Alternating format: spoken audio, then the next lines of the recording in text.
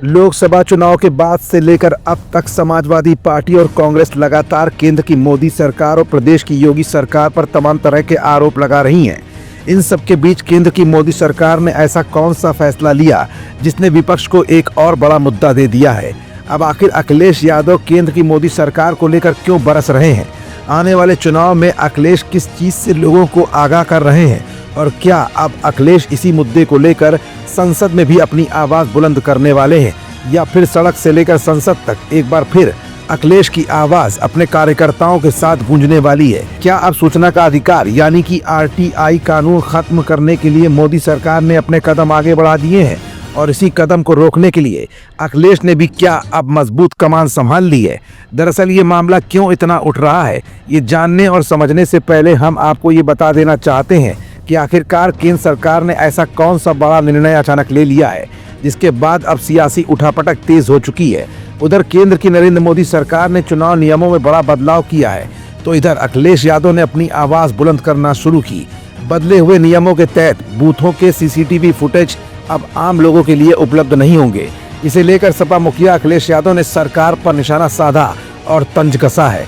उन्होंने कहा कि ये नए जमाने का इलेक्ट्रॉनिक बूथ कैप्चरिंग है। उन्होंने कहा कि वो लोकतंत्र कैसा जहां जनता के आवाज उठाने पर ही पाबंदी लग जाए। उन्होंने कहा कि इसी बात को आधार बनाकर कल भाजपा सरकार सूचना के अधिकार को ही खत्म कर देगी। चुनाव नियमों में बदलाव की निंदा करते हुए अखिलेश यादव ने आगे कहा कि ये नए जमाने की इलेक्ट्रॉनिक बूथ कैप्चरिंग है जो कोर्ट की निगरानी में होने वाली मतगणना में कैमरे के सामने हेराफेरी कर सकते हैं, वो अपने लोगों के बीच बूथ के अंदर कैमरे में क्या नहीं कर सकते।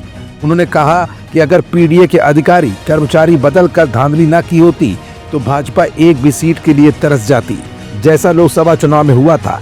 जब ऐसी व्यवस्था मिल्कीपुर में नहीं हो पाई तो वहां का चुनाव भी सरकार ने टाल दिया।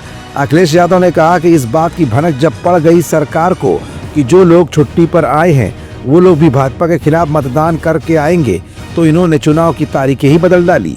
उन्होंने कहा कि एक देश तब एक लोकतांत्रिक क्रांति की ओर बढ़ने लगता है जब उसे कहीं से भी इंसाफ की उम्मीद दिखाई नहीं देती। दरअसल ये सब बातें अखिलेश ने अपने सोशल मीडिया अकाउंट X के जरिए जनता को एक मैसेज के रूप में कही है।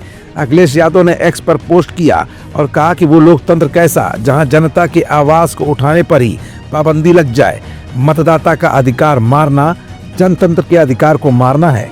अगर तर्क यह है कि चुनाव आयोग किस किस को जवाब देगा तो फिर इसी बात को आधार बनाकर कल को यही भाजपा सरकार सूचना के अधिकार यानी RTI कानून को भी खत्म कर देगी।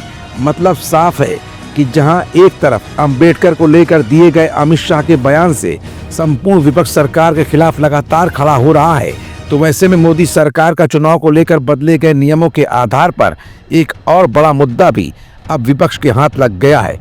फिलहाल तो सबसे पहले समाजवादी पार्टी ने अपनी आवाज उठाकर अपनी आपत्ति दर्ज कर दी है, लेकिन अब कांग्रेस और बसपा इस मुद्दे पर भाजपा सरकार को कब और किस तरह से घेरते हैं ये भी बहुत जल्द ही सामने आ जाएगा। हमारा channel Indian news services INS like, share and subscribe करना ना भूलें। बेल आइकन पर बटन दबाएं और देखें लेटेस्ट खबरें INS पर। INS हर भारतीय की आवाज।